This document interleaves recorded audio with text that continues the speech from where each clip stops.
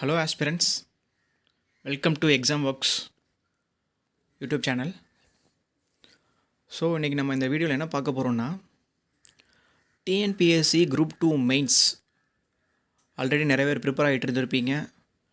நிறைய பேர் பார்த்திங்கன்னா குரூப் 4 எக்ஸாம் முடிச்சுட்டு ப்ரிப்பேர் ஆகலாம் அப்படின்னு வெயிட் பண்ணிகிட்ருப்பீங்க. நிறைய பேர் எக்ஸாம் ரிசல்ட்டுக்காக வெயிட் பண்ணிட்டு இருந்திருப்பீங்க, ப்ரிலிம்ஸ் ரிசல்ட். ஏன்னா நம்மளுக்கு May 21 எக்ஸாம் நடந்துச்சு. அதோடைய ரிசல்ட் பார்த்திங்கன்னா ஜூன் லாஸ்ட்டில் விடுறதா இருந்தது. பட் ஆனால் அவங்க பிளானரில் பார்த்திங்கன்னா ஜூலைன்னு சொல்லியிருக்காங்க. பட் ஆனால் ரீசெண்டாக அப்டேட் படி பார்த்திங்கன்னா இந்த மந்த் லாஸ்ட்டில், ஜூலை மந்த் லாஸ்ட்டில் விட சான்சஸ் இருக்குது. ஸோ நிறைய பேர் பார்த்திங்கன்னா ஆல்ரெடி ப்ரிப்பரேஷன் ஸ்டார்ட் பண்ணியிருப்பீங்க. மெயின்ஸ் ப்ரிப்பரேஷன் நிறைய இன்ஸ்டியூட் போயிருப்பீங்க, ஜாயின் பண்ணி டெஸ்ட் சீரிஸ்லாம் எழுதிட்டு இருந்திருப்பீங்க. ஓகே, இந்த வீடியோவில் நம்ம மெயினாக நம்ம என்னென்ன விஷயம்லாம் தெரிஞ்சுக்கலாம்னா, நம்ம ஆல்ரெடி சிலபஸ் பார்த்திங்கன்னா நிறைய பேர் டீகோட் பண்ணியிருப்பீங்க. சிலபஸ் பார்த்திங்கன்னா சயின்ஸ் அண்ட் டெக்னாலஜி இருக்குது, சோஷியோ எக்கனாமிக்ஸ் இஷ்யூஸ் இருக்குது, administration of union and states, அதாவது மத்திய மற்றும் மாநில அரசியலின் நிர்வாகம். அது ஸ்பெசிஃபிக்காக பார்த்திங்கன்னா தமிழ்நாடு குறித்த நிர்வாகம். இது தவிர்த்து பார்த்திங்கன்னா கரண்ட் இஷ்யூஸ் நேஷனல் லெவல்லையும் ஸ்டேட் லெவல்லையும் பார்த்திங்கன்னா நம்மளுக்கு சிலபஸ் இருக்குது. இந்த சிலபஸ் டீகோடிங் வீடியோ நான் ஸ்பெசிஃபிக்காக தனியாக நான் போடுறேன் நான். இப்போ பார்த்திங்கன்னா நம்ம மெயின்ஸில் 300 மார்க்ஸுக்கு நம்ம எழுதுகிறோம். அதில் இந்த சயின்ஸ் அண்ட் டெக்னாலஜிங்கிறது ஒரு முக்கியமான பார்ட் இருக்குது. நம்ம எந்த மெயின்ஸ் எழுதுனாலும் குரூப் 1 இருக்கட்டும் இல்லை குரூப் 2 மெயின்ஸாக இருக்கட்டும், நம்மளுக்கு அந்த ஆன்சர் பேப்பருடைய ப்ரெசன்டேஷனுங்கிறது ஒரு பெரிய பார்ட்டாக இருக்குது நம்ம மார்க்ஸ் கோட் பண்ணுறதில்ல, இல்லைங்களா? அதாவது ஒரு எவாலுவேட்டர் ஒரு பேப்பரை திருத்துறாருன்னா அவர் கண்ணில் படுற மாதிரி நம்ம அந்த ஆன்சரை எழுதுறதுல தான் நம்மளுக்கு மார்க் எவ்வளோ அதிகமாக வருது அப்படின்றத விஷயம் நிறையா இருக்குது. நம்ம லைனில் என்ன எழுதுறது ஒரு டைப்பாக இருக்கும். இல்லைனா பார்த்திங்கன்னா ஒரு பிக்டோரியல் ரெப்ரசன்டேஷன், ஃப்ளோ சார்ட். அதில் முக்கியமானது பார்த்திங்கன்னா சப்ஹெட்டிங், சரிங்களா? எத்தனை சப்ஹெட்டிங் கொடுக்குறோங்கிறது பார்த்திங்கன்னா ஒவ்வொரு கொஷின் தான். ஃபார் எக்ஸாம்பிள் 6 மார்க்கு பார்த்திங்கன்னா ஒரு 2லேருந்து 3, 12 மார்க்குக்கு பார்த்திங்கன்னா ஒரு 5லேருந்து 6, 15 மார்க்குக்கு பார்த்திங்கன்னா குறைந்தது ஒரு 6லேருந்து ஒரு 8 சப்ஹெட்டிங் நம்ம கொடுக்கணும். கொடுத்தா தான் பார்த்திங்கன்னா அந்த ஆன்சர் ரொம்ப ப்ரெசன்டபுளாக இருக்கும். அண்ட் ஆல்சோ பார்த்திங்கன்னா இந்த சப்ஹெட்டிங்ஸ் நடுவில் நிறையா நம்ம டயக்ராம்ஸ் போடுற மாதிரி இருக்கும், ஃப்ளோ சார்ட்ஸ் போடுற மாதிரி இருக்கும். ஸோ இப்படிலாம் தான் பார்த்திங்கன்னா நம்மளுடைய ஆன்சரை ப்ரெசென்ட் பண்ணுற மெத்தட்ஸ் இருக்குது, சரிங்களா? ஸோ நம்ம நிறையா பார்த்திங்கன்னா சோர்ஸ் புக்லேருந்து நம்ம நிறையா படிப்போம். ஃபார் எக்ஸாம்பிள் பார்த்திங்கன்னா சயின்ஸ் புக்காக இருக்கட்டும், இல்லைனா உங்களோட அகாடமிஸ் கொடுக்கக்கூடிய அந்த மெட்டீரியல்லேருந்து நிறைய விஷயங்கள் படிப்போம். படிச்சுட்டு பார்த்திங்கன்னா நம்ம அந்த டெஸ்ட்டை எழுதி பார்ப்போம். எழுதி பார்த்துட்டு கடைசியாக ரிவிஷன் பண்ணுறது பார்த்திங்கன்னா நம்மளுக்கு ரொம்பவே கஷ்டமான முறையாக இருக்கும். நம்ம அன்லெஸ் அண்ட் அன்டில் நம்ம சின்ன சின்ன நோட்ஸ் மாதிரி எடுத்து வைக்காத வரைக்கும் பார்த்திங்கன்னா நம்ம கடைசி நேரத்தில் ரிவிஷன் பண்ணுறது ரொம்பவே பார்த்திங்கன்னா கடினமான விஷயமா இருக்கும். ஸோ இந்த மாதிரி ஒரு கொஷின் எடுத்துக்கிட்டு, ஒரு டாபிக் எடுத்துக்கிட்டு, அந்த டாப்பிக்கில் என்னென்ன கொஷின்ஸ்லாம் வரலாம், அந்த கொஷின்ஸுக்கு நான் என்னென்ன மாதிரி சைடு ஹெட்டிங்லாம் போடுவேன். அதாவது எக்ஸாமில் பார்த்திங்கன்னா அந்த 300 மார்க்கை 3 மணி நேரத்தில் எழுதுறதில்ல. ஓகே, இந்த கொஷினுக்கு இந்த ஹெட்டிங் போடலாம், இந்த ஹெட்டிங் போடலான்னு சொல்லிட்டு நம்ம யோசிக்கிறதுக்கு நம்ம நேரம் இருக்காது. அப்படி யோசிச்சுட்டு இருந்தோம்னா நம்மளால் பார்த்திங்கன்னா அந்த பேப்பரை கம்ப்ளீட் பண்ண முடியாது. ஃபார் எக்ஸாம்பிள் 6 மார்க்கு ஒரு 3.5 நிமிஷத்தில், 12 மார்க்கு பார்த்திங்கன்னா ஒரு 7 நிமிஷத்தில், 15 மார்க்கு ஒரு 9 நிமிஷத்தில் நம்ம எழுதியே ஆகணும். எழுதினா தான் பார்த்திங்கன்னா அந்த 300 மார்க்கு அந்த 3 மணி நேரத்தில் நம்மளால் கம்ப்ளீட் பண்ண முடியும், சரிங்களா? இது நம்ம அந்த எவாலுவேட்டருக்கு புரிகிற மாதிரி, திருத்துறவங்களுக்கு பார்த்திங்கன்னா புரிகிற மாதிரி நம்ம ப்ரெசென்ட் பண்ணணும். ஸோ அந்த வகையில் கடைசி நேரத்தில் நம்ம நிறையா சோர்ஸ் புக்கே திருப்பி நம்ம படிக்கிறதுக்கு நேரம் இல்லை, இருக்கிறதுக்கு சான்சஸ் ரொம்ப கம்மியாக இருக்குது. ஸோ அதனால தான் பார்த்திங்கன்னா ஒரு கொஷின் எடுத்துக்கிட்டு அந்த கொஷினில் என்ன மாதிரி சைட் ஹெட்டிங்லாம் போடலாம், அதே மாதிரி அந்த சைடு என்னென்ன எப்படிலாம் அந்த ஆன்சரை அந்த கொஷினை நம்ம ப்ரெசென்ட் பண்ணலாம். அப்படி தான் இந்த வீடியோவில் பார்த்திங்கன்னா நிறைய வீடியோஸை நான் போட போகிறேன்.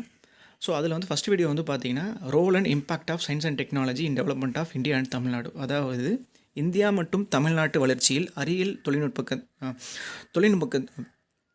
தொழில்நுட்பத்தின் பங்குகள், சரிங்களா? ஸோ இது பார்த்திங்கன்னா நம்மளுக்கு மெயினாக சயின்ஸ் அண்ட் டெக்னாலஜி ரிலேட்டடாக தான் கொஷின் கேட்பாங்க. ஈவென்ட்டோ பார்த்திங்கன்னா நம்மளுக்கு பேசிக்கான ஃபிசிக்ஸ், கெமிஸ்ட்ரி, பயாலஜிலேருந்து நம்ம கொஷின்ஸ் சிலபஸில் படித்து தான் ஆகணும். ஸோ அப்படின்னா தான் பார்த்திங்கன்னா அங்கே போயிட்டு நம்மளுக்கு தெரியாத கொஷின்ஸையும் நம்மளால் மேக் பண்ண முடியும். ஸோ இந்த சைடு ஹெட்டிங்ஸ் இன்னொரு வகையில் என்னென்னா தெரியாத கொஷின்ஸே வந்து பார்த்திங்கன்னா சைடு ஹெட்டிங்ஸ் போட்டு அந்த சைடு ஹெட்டிங்ஸை வந்து மூலியமாக நம்ம வந்து கொஷினை டெவலப் பண்ணி எலாபரேட் பண்ணி அந்த ப்ரெசென்ட் பண்ணக்கூடிய சான்சஸ் இருக்குது. சரிங்களா? ஸோ ஃபஸ்ட் கொஷின் பாருங்கள். அதாவது இந்த சிலபஸை பாருங்களேன். General scientific laws, scientific instruments, inventions and discoveries, physical quantities, standards and units. அதாவது பொதுவான அறிவியல் விதிகள், கோட்பாடுகள், அறிவியல் உபகரணங்கள், கருவிகள், கண்டுபிடிப்புகள், அறிவியல் கலைச்சொற்கள், இயற்பியல் அளவைகள், அலகுகள். சரிங்களா? இது வந்து பார்த்திங்கன்னா பேசிக்காக நம்ம வந்து 6லேருந்து 10 படித்த ஆல்ரெடி படித்தது தான், சின்ன வயசுலேருந்து படித்தது தான். அதில் வந்து என்னென்ன மாதிரி கொஷின்ஸ்லாம் கேட்கலாம், 6 மார்க்கில் என்ன கொஷின் கேட்கலாம், 12 மார்க்கில் என்ன கொஷின் கேட்கலாம், 15 மார்க்கில் என்ன கொஷின் கேட்கலாம், அதுதான் வந்து பார்த்திங்கன்னா எழுதியிருக்கேன். அந்த வகையில் 9th அண்ட் 10th சயின்ஸ் புக்கில் இந்த டாப்பிக்கில் வர கொஷின்ஸ் வந்து நான் ஃபஸ்ட்டு வந்து இந்த வீடியோவில் பார்க்கலாம். அதில் வந்து ஃபஸ்ட் கொஷின் பாருங்கள். Vernier caliper and screw gauge. இது வந்து பார்த்திங்கன்னா நம்ம சின்ன வயசுலேருந்து பார்த்தது தான், நம்ம வந்து படித்தது தான் இருக்கும். என்னென்ன மார்க்லாம் ஃபார் எக்ஸாம்பிள் வந்து ஒரு 15 மார்க்கில் எப்போவுமே வந்து பார்த்திங்கன்னா ஒரு கொஷின் எடுத்துக்கிட்டோம்னா அது நம்ம 15 மார்க்குக்கு வந்து பார்த்திங்கன்னா ஆன்சர் வந்து ப்ரிப்பேர் பண்ணி பழகிக்கணும். அது என்ன கொஷினில் கேட்குறாங்க, 12 மார்க்கில் கேட்டாங்கன்னா அதுக்கு தகுந்தாப்பில் வந்து ஹெட்டிங்ஸையும் அந்த கண்டென்ட்டையும் குறைச்சிக்கணும். 6 மார்க்கில் கேட்டாங்கன்னா அதுக்கு தகுந்தாப்பில் வந்து பார்த்திங்கன்னா அந்த கொஷினுடைய கண்டென்ட் லெவலை வந்து குறைச்சி நம்ம வந்து ப்ரெசென்ட் பண்ணணும் இல்லைங்களா? ஸோ அதன் பகுதி பார்த்திங்கன்னா வெர்னியர் கேலிபர் அண்ட் ஸ்க்ரூ காஜை வந்து பார்த்திங்கன்னா ஒரு ஃபஸ்ட்டு எடுத்த உடனே இந்த சயின்ஸ் கொஷின் பொறுத்த வரையும் நம்ம வந்து சோஷியல் எக்கனாமிக் இஷ்யூஸை பொறுத்த மாதிரியோ இல்லைனா வந்து பார்த்திங்கன்னா அட்மினிஸ்ட்ரேஷன் மாதிரியோ வந்து பார்த்திங்கன்னா நம்மளால் இன்ட்ரடக்ஷன் வந்து டிரெக்டாக இந்த சயின்ஸ் டாபிக் வந்து கொடுக்க முடியாது. கொடுக்குற டாபிக்ஸ் வந்து பார்த்திங்கன்னா கண்டிப்பாக கொடுக்கலாம். சயின்ஸ் அண்ட் டெக்னாலஜியாக கேட்டிருந்தாங்கன்னா இன்ட்ரடக்ஷன் நம்மளால் கண்டிப்பாக கொடுக்க முடியும். அதே இது வந்து பார்த்திங்கன்னா ஒரு என்ன சொல்கிறது, இன்வென்ஷன்ஸ் இல்லைனா வந்து ஒரு ஸ்டாண்டர்ட்ஸ், யூனிட்ஸ், இந்த மாதிரி முக்கியமான வந்து ஒரு டெஃபினிஷன் ரிலேட்டடாக உள்ள கொஷின்ஸ்லாம் வந்து பார்த்திங்கன்னா ஃபஸ்ட் எடுத்த உடனே டெஃபினிஷனாகவே நம்ம வந்து இந்த கொஷின் வந்து ஸ்டார்ட் பண்ணலாம். ஸோ ஃபஸ்ட்டு டாபிக் வந்து டெஃபினிஷன் கொடுத்துடலாம். அடுத்தது டிஸ்கிரிப்ஷன் என்னென்னா வெர்னியர் காலிபர் வந்து பார்த்திங்கன்னா என்ன மாதிரி முறைகள்லாம் இயங்குது, அதில் வந்து என்னென்ன விஷயங்கள்லாம் இருக்குது. நம்ம பார்த்துருப்போம் மெயின் ஸ்கேலுன்னு ஒன்று இருக்கும், வெர்னியர் ஸ்கேலுன்னு இருக்கும். மெயின் ஸ்கேலில் வந்து பார்த்திங்கன்னா இந்த மாதிரி ரீடிங்லாம் இருக்கும், வெர்னியர் ஸ்கேலில் வந்து இந்த மாதிரி ரீடிங்லாம் இருக்கும் அப்படின்னு சொல்லிட்டு நம்ம வந்து அதே மாதிரி வந்து பார்த்திங்கன்னா ஜாஸ்லாம் இருக்கும் அப்படின்ற மாதிரிலாம் பார்த்துருப்போம். அதெல்லாம் டிஸ்கிரிப்ஷனில் வந்து நம்ம வந்து பாயிண்ட் எழுதிட வேண்டியது. அடுத்து வந்து பார்த்திங்கன்னா அப்ளிகேஷன். இந்த வெர்னியர் ஸ்கேல் வந்து பார்த்திங்கன்னா எதுக்கு யூஸ் ஆகுது, ஹாலோ ஆப்ஜெக்ட்ஸை வந்து பார்த்திங்கன்னா அதோடய டெப்த்தை வந்து பார்த்திங்கன்னா மெஷர் பண்ணுற யூஸ் ஆகுது. அதே மாதிரி சிலிண்ட்ரிக்கல் ஆப்ஜெக்ட்ஸை வந்து பார்த்திங்கன்னா மெஷர் பண்ணுறதுக்கு அளக்கிறதுக்கு வந்து யூஸ் ஆகுது. அப்பர் ஜாலை வந்து இந்த விஷயத்த இன்டர்னல் டைமென்ஷனை வந்து பார்த்திங்கன்னா அளக்கலாம். லோயர் ஜாலை அந்த வெர்னியர் ஸ்கேலில் உள்ள லோயர் ஜாலை வந்து பார்த்திங்கன்னா இன்டர்னல் டைமென்ஷன், எக்ஸ்டர்னல் டைமென்ஷனை வந்து பார்த்திங்கன்னா நம்ம வந்து அளக்கலாம். அப்படின்ற மாதிரி விஷயங்கள்லாம் வந்து பார்த்திங்கன்னா அப்ளிகேஷன் வந்து நம்ம எழுதலாம். அந்த அப்ளிகேஷன் வந்து ஒன்று இந்த 3 இப்படி 3rd டாப்பிக்கில் போட்டு எழுதலாம், அப்படிலாம் லாஸ்ட்டாக கூட நம்ம வந்து எழுதலாம். சரிங்களா? அதே மாதிரி யூசேஜை பொறுத்தவரையும் லீஸ்ட் கவுண்ட்னா என்ன, 0 error, positive error, negative error, அதெல்லாம் வந்து பார்த்திங்கன்னா நம்மளுக்கு வந்து ஆல்ரெடி புக்ஸில் இருக்கிறது தான். ஸோ இந்த டாப்பிக்லாம் வந்து இந்த ஹெட்டிங்ஸ்லாம் வந்து பார்த்திங்கன்னா சப் ஹெட்டிங்க்கும் சைடு ஹெட்டிங்காக வந்து பார்த்திங்கன்னா உள்ளே எழுதி நம்ம அது ரிலேட்டடாக வந்து பார்த்திங்கன்னா எக்ஸ்பிளைன் பண்ண வேண்டியது. அடுத்து வந்து பார்த்திங்கன்னா ரீசெண்ட் ட்ரெண்ட்ஸ் வந்து பார்த்திங்கன்னா இப்போ டிஜிட்டல் வெர்னியர் கேலிபர் இருக்கா, இல்லைனா வந்து பார்த்திங்கன்னா இது ரிலேட்டட் ஏதாச்சும் கரண்ட் அஃபேர்ஸ் நம்மளுக்கு வருதா, நம்மளுக்கு ஏதாச்சும் தெரிஞ்சுன்னா வந்து பார்த்திங்கன்னா அதை இன்க்ளூட் பண்ணி எழுதலாம். அதே மாதிரி தான் வந்து பார்த்திங்கன்னா ஸ்க்ரூ காஜை பொறுத்தவரையும் வந்து பார்த்திங்கன்னா முதல்ல இன்ட்ரொடக்ஷன், டிஸ்கிரிப்ஷன் எல்லாமே சேமாக தான் இருக்கும். அப்ளிகேஷனை வந்து நீங்கள் லாஸ்ட் எழுதலாம், அப்படி இல்லைனா முதல்ல எழுதலாம். அதே மாதிரி யூசேஜை பொறுத்தவரையும் ஒரே ஒரு டாபிக் மட்டும் வந்து பார்த்திங்கன்னா இதில் வந்து மாறுபடும். பிச் ஆஃப் த ஸ்க்ரூனா என்ன அப்படின்றத வந்து பார்த்திங்கன்னா நம்ம வந்து இதை எக்ஸ்பிளைன் பண்ணி எழுதணும். ஸோ இப்படி எழுதுறது இந்த டாபிக்ஸில் வந்து இந்த ஹெட்டிங்ஸ்லாம் இருக்குது அப்படின்றது வந்து பார்த்திங்கன்னா நான் வந்து தென் அண்ட் தேர் அப்பப்போ வந்து பார்த்திங்கன்னா இந்த அடுத்து வரக்கூடிய இந்த 2 மாதங்களில் ரிவைஸ் பண்ண அந்த ஒரு இந்த மாதிரி எழுதி வச்சு ரிவைஸ் பண்ண நம்மளுக்கு வந்து பார்த்திங்கன்னா இந்த டாப்பிக்கில் ஓரளவு வந்து பார்த்திங்கன்னா என்ன சொல்கிறது, ஒரு கான்ஃபிடன்ஸ் க்ரியேட் ஆகும் நம்மளுக்கே. ஸோ ஓகே எழுதிடலாம் அப்படின்ற மாதிரி. இது வந்து ஒரு பேசிக் லெவலில் வந்து பார்த்திங்கன்னா இந்த மாதிரி டாபிக்ஸ் மட்டும் எழுதியிருக்கேன், சப்ஹெட்டிங்ஸ் மட்டும் எழுதியிருக்கேன். இது வந்து பார்த்திங்கன்னா இப்போ ஃபார் எக்ஸாம்பிள் லீஸ்ட் கவுண்ட்னா அது பக்கத்தில் வந்து நம்ம லீஸ்ட் கவுண்ட்னா என்ன ஒரு இது எழுதி வச்சா நம்மளுக்கு வந்து ஞாபகம் வருங்கிறத நீங்கள் எழுதி வச்சுக்கோங்க. ஃபார் எக்ஸாம்பிள் வந்து பிச் ஆஃப் த ஸ்க்ரூனா என்ன எழுதி வச்சா நம்மளுக்கு ஞாபகம் வரும் அப்படின்ற மாதிரி விஷயங்களை வந்து நீங்கள் சைடில் வந்து பார்த்திங்கன்னா சின்னதாக வந்து நோட் பண்ணிக்கோங்க. அதை வந்து கடைசி நேரத்தில் வந்து ரிவைஸ் பண்ணுறதுக்கு வந்து இந்த சோர்ஸ் மெட்டீரியல் வந்து கடைசி நேரத்தை ஃபுல்லாக படிக்கிறதுக்கும் இந்த மாதிரி படிக்கிறதுக்கும் நிறைய டிஃப்ரென்ஸ் இருக்குது. இப்படி படிக்கிறது மூலியமாக வந்து பார்த்திங்கன்னா நம்மளுக்கு வந்து ஈஸியாக வந்து பார்த்திங்கன்னா அந்த இடத்துல வந்து ப்ரெசன்டேஷன் கொடுக்குறது வந்து ரொம்பவே நல்லாயிருக்கும். ஓகே, அடுத்து வந்து பாருங்கள், அடுத்த கொஷின் மெஷர்மெண்ட்ஸில், அதாவது 9th சயின்ஸ் புக்கில் மெஷர்மெண்ட்ஸுங்கிற அந்த சாப்டரில் வந்து பார்த்திங்கன்னா அடுத்த question measuring of mass and types of balance. அதாவது எடையை வந்து எப்படி அளக்கிறது, அதே மாதிரி வந்து அளக்கிறதுல வந்து பார்த்திங்கன்னா என்னென்ன எடை அளவிகள் இருக்குது, பேலன்ஸ்லாம் இருக்குது அப்படின்ற மாதிரி தான் வந்து பார்த்திங்கன்னா இந்த கொஷின். இது வந்து 12 மார்க்காவோ இல்லைனா வந்து 15 மார்க்காவோ கேட்கலாம். 12 மார்க்காக கேட்டாங்கன்னா வந்து பார்த்திங்கன்னா நம்ம வந்து இந்த என்னென்ன டைப்ஸோடு நிப்பாட்டிக்கலாம். 15 மார்க்காக கேட்டாங்கன்னா என்னென்ன டிஃப்ரென்ஸ் இருக்குது, மாஸுக்கும் என்னென்ன வெயிட்டுக்கும் என்ன டிஃப்ரென்ஸ் இருக்குன்னு ஒவ்வொன்றா சொல்கிறேன். எப்பயும் போல் வந்து பார்த்தீங்கன்னா டெஃபினிஷன், மாஸ் வெயிட்டுடைய டெஃபினிஷன். அடுத்து வந்து முக்கியமான பாயிண்ட் இன்னொன்று வந்து என்னென்னா, இன்ட்ரொடக்ஷன் அண்ட் டெஃபினிஷன் எழுதி முடிச்சது. அதுக்கப்புறம் அடுத்த பாயிண்ட் வந்து பார்த்திங்கன்னா அந்த கொஸ்டின் ரிலேட்டடாக ஏதாச்சும் ஒரு முக்கியமான ஃபேக்ட் இருக்கும், சரிங்களா? ஏதோ எஸ்ஐ யூனிட்ஸோ இல்லைனா வந்து பார்த்திங்கன்னா ஏதோ ஒரு முக்கியமான ஃபேக்ட் இருக்கும். அந்த ஃபேக்ட்டை வந்து பார்த்திங்கன்னா நம்ம பாக்ஸ் பண்ணி எழுதணும். அதுக்கப்புறம் அடுத்து வந்து பார்த்திங்கன்னா டைப்ஸை பொறுத்தவரை ஆல்ரெடி சொன்ன மாதிரி ஒன்று வந்து பார்த்திங்கன்னா நம்ம வந்து எப்படி எழுதலாம், ஃப்ளோ சார்ட் மாதிரி போட்டு எழுதலாம். அப்படி இல்லைனா வந்து பார்த்திங்கன்னா பாக்ஸாக போட்டு எழுதலாம். அதாவது நடுவில் டைப்ஸ்னு போட்டுட்டு 2 பக்கம் ரெக்டாங்குலர் பாக்ஸ் மாதிரி போட்டுட்டு common balance, physical balance, digital balance, spring பேலன்ஸுங்கிற மாதிரி போட்டு எழுதலாம். அப்படி இல்லைனா வந்து பார்த்திங்கன்னா உங்களுக்கு வந்து எப்படின்னா இப்படி ஃபார் எக்ஸாம்பிள் டைப்ஸ் அப்படின்னு போட்டுட்டு இந்த பக்கம் வந்து பாக்ஸ், இப்படி ஒரு பாக்ஸ், இப்படி ஒரு பாக்ஸ், இப்படி ஒரு பாக்ஸ், இப்படி ஒரு பாக்ஸ். இந்த மாதிரி நம்மளுக்கு அந்த இடத்துக்கு தகுந்தாப்பில் அந்த ஆன்சர் பேப்பரில் வந்து பார்த்திங்கன்னா அந்த எவ்வளோ இடம் இருக்கோ அதுக்கு தகுந்தாப்பில் நம்ம வந்து ஃப்ளோ சார்ட்டோ எதுவோ வந்து நம்ம பார்த்திங்கன்னா போட்டுக்கலாம், சரிங்களா? இது தவிர்த்து வந்து பார்த்திங்கன்னா common balance, physical balance, digital பேலன்ஸுங்கிறது என்னென்னங்கிறது ஒரு மூணு பாயிண்ட்டை வந்து பார்த்திங்கன்னா எக்ஸ்பிளைன் பண்ணி வரிசையாக எழுதிட்டு 15 மார்க்காக கேட்டால் உனக்கு கண்டிப்பாக வந்து பார்த்திங்கன்னா மாஸுக்கும் வெயிட்டுக்கும் என்ன டிஃப்ரென்ஸுங்கிறத கொஞ்சம் எக்ஸ்பிளைன் பண்ணி நம்ம இந்த கொஷினை வந்து பார்த்திங்கன்னா கம்ப்ளீட் பண்ணலாம், சரிங்களா? இது ஒரு முக்கியமான விஷயம்.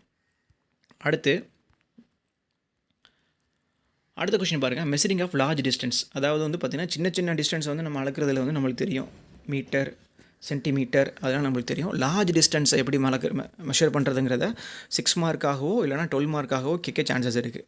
அப்படி கேட்டாங்கன்னா ஃபஸ்ட் எடுத்தோடனே இன்ட்ரடக்ஷன், லென்த்னா என்ன அப்படின்றது. அடுத்து ஒரு இம்பார்ட்டண்டான பாயிண்ட் எடுதுங்கிறது வந்து பார்த்திங்கன்னா ஒரு மீட்டர்னால் என்ன அப்படின்றது. அதாவது லைட் வந்து பார்த்திங்கன்னா வேக்கமில் வந்து பார்த்திங்கன்னா எவ்வளோ தூரம் வந்து ட்ராவல் ஆகுது அப்படின்றது வந்து ஒரு இம்பார்ட்டண்டான பாயிண்ட் மாதிரி போட்டு ஒரு பாக்ஸ் மாதிரி போட்டுக்கலாம், சரிங்களா? பாக்ஸ் மாதிரி போட்டோம்னா இதை வந்து பார்த்திங்கன்னா ஒரு பாக்ஸ் மாதிரி போட்டுக்கலாம், பாக்ஸ் மாதிரி போட்டு ஹைலைட் பண்ணி காமிக்கலாம். அடுத்து வந்து பார்த்திங்கன்னா லார்ஜ் டிஸ்டன்ஸ் வந்து பார்த்திங்கன்னா மெஷர் பண்ணக்கூடிய என்னென்ன யூனிட்ஸ்லாம் இருக்குங்கிறத வந்து நீங்கள் ஆல்ரெடி ஃப்ளோ சார்ட் எப்படினாலும் நீங்கள் ஃப்ளோ சார்ட் வந்து போட்டுக்கலாம். நம்மளுக்கு வந்து அந்த ஸ்பேஸை வந்து எப்படி ஆக்குபை பண்ண முடியும், 15 மார்க்கை போட்டால் நம்ம வந்து அந்த ஸ்பேஸை வந்து அந்த ஃப்ளோ சார்ட்டை வந்து நல்லா கொஞ்சம் பெருசாக போடலாம், பிக்டோரியல் ரெப்ரசன்டேஷனாக போடலாம். இல்லை நம்மளுக்கு 6 மார்க்காவோ 12 மார்க்காவோ கேட்டிருக்காங்க, நம்மளுக்கு எழுதுறதுக்கு வந்து இடம் இல்லை, ஸ்பேசஸ் இல்லை, அதாவது ரொம்ப பெருசாக போட்டால் இல்லை ரொம்ப சின்னதாக போட்டால் வந்து பார்த்திங்கன்னா ப்ரெசென்டபுளாக இருக்காது. எப்படி பண்ணால் ப்ரெசென்டபுளாக இருக்குமோ அதன்படி வந்து பார்த்திங்கன்னா நம்ம வந்து இந்த ஃப்ளோ சார்ட்டோ பிக்டோரியல் ரெப்ரசன்டேஷனோ வந்து நம்ம அங்கே கொடுக்கணும், சரிங்களா? அடுத்து வந்து பார்த்திங்கன்னா அஸ்ட்ரானமிக்கல் யூனிட்ஸ் அப்படின்றத வரிசையாக ஒவ்வொரு யூனிட்டும் எழுதிடணும். லைட் இயர்னா என்ன, பாஷக்னா என்ன அப்படின்ற மாதிரி எழுதிடலாம், சரிங்களா? இதை தவிர்த்து வந்து பார்த்திங்கன்னா நம்மளுக்கு வந்து ஒரு 6 மார்க்கில் வந்து இந்த யூனிட்டில் மெஷர்மெண்ட்ஸில் வந்து வேறு என்ன கொஷின் கேட்கலான்னா, லார்ஜ் டிஸ்டன்ஸ் யூனிட்டுக்கும் ஸ்மால் டிஸ்டன்ஸ் யூனிட்டுக்கும் என்ன உள்ள வித்தியாசங்கள் என்னென்ன. For example large distance astronomical யூனிட்னா வந்து இவ்வளோ, லைட் இயர்னா என்ன, பார்செக்ட்னா என்ன. நான் ஆல்ரெடி சொன்னேன்ல, உங்களுக்கு வந்து எது எழுதுனா ஞாபகம் வரும் அப்படின்றத வந்து பார்த்திங்கன்னா இந்த மாதிரி நீங்கள் நோட் பண்ணிக்கோங்க. இந்த மாதிரி வந்து பார்த்திங்கன்னா சைடில் வந்து நீங்கள் நோட் பண்ணிவிட்டு ஒரு நோட்ஸ் மாதிரி போட்டு எழுதிக்கோங்க. எழுதினா தான் கடைசி நேரத்தில் வந்து பார்த்திங்கன்னா ரிவைஸ் பண்ணுறதுக்கு உங்களுக்கு வந்து ரொம்பவே யூஸ்ஃபுல்லாக இருக்கும், சரிங்களா? அப்புறம் வந்து பார்த்திங்கன்னா வேறு இந்த யூனிட்டில் வந்து இந்த மெஷர்மெண்ட்ஸ் அளவீடுகள் பொறுத்தவரை வந்து பார்த்திங்கன்னா நம்மளுக்கு எப்படி கேட்கலான்னா 6 மார்க்கில் வந்து ஒரு 3 இது கொடுத்து, ஃபார் எக்ஸாம்பிள் மாஸ்னா என்ன, வெயிட்னா என்ன, டெம்பரேச்சர்னா என்ன, டைம்னா என்ன, இந்த மாதிரி ஒரு 4 இதை வந்து பார்த்திங்கன்னா 4 கொஷின் மாதிரி கேட்டுட்டு ஒரு 6 மார்க்காக கூட கேட்க சான்சஸ் இருக்குது, சரிங்களா? ஸோ இதை வந்து பார்த்திங்கன்னா நீங்கள் வந்து இதுதான் பெரிய லெவலில் இந்த மெஷர்மெண்ட்ஸ் 9th ஸ்டாண்டர்டில் மெஷர்மெண்ட்ஸில் சாப்டரில் வந்து பார்த்திங்கன்னா கேட்டால் 6 மார்க்கோ 12 மார்க்கோ 15 மார்க்கோ கேட்டால் இது தவிர்த்து வந்து பார்த்திங்கன்னா கேட்குறதுக்கு வந்து கொஷின்ஸ் இல்லை, சரிங்களா? ஸோ இதே மாதிரி தான் வந்து பார்த்திங்கன்னா அடுத்து ஒவ்வொரு சாப்டர்லேயும் சிலபஸ் வைஸாக வந்து பார்த்திங்கன்னா ஒவ்வொரு சாப்டர்லேயும் என்னென்ன கொஷின்ஸ்லாம் இருக்குது, அதுக்கு என்னென்ன மாதிரி டாபிக்ஸ்லாம் சைடு ஹெட்டிங்ஸ்லாம் போடலாம், எப்படி ப்ரெசென்ட் பண்ணலாங்கிறத வந்து பார்த்திங்கன்னா இனிமேல் வரக்கூடிய வீடியோஸ்லாம் இருக்க போகுது. இது வந்து பார்த்திங்கன்னா உங்களுக்கு வேறு என்னென்ன மாதிரி வீடியோஸ் தேவைப்படுங்கிறத வந்து கீழே கமெண்ட் பண்ணுங்கள். தமிழில் வேணும்னா தமிழ்லேயும் வந்து வேணுங்கிற மாதிரி நினச்சிங்கன்னா அதுக்கும் வந்து பார்த்திங்கன்னா கமெண்ட் பண்ணுங்கள், சரிங்களா? நெக்ஸ்ட் வீடியோவில் நம்ம சந்திக்கலாம். தேங்க்யூ.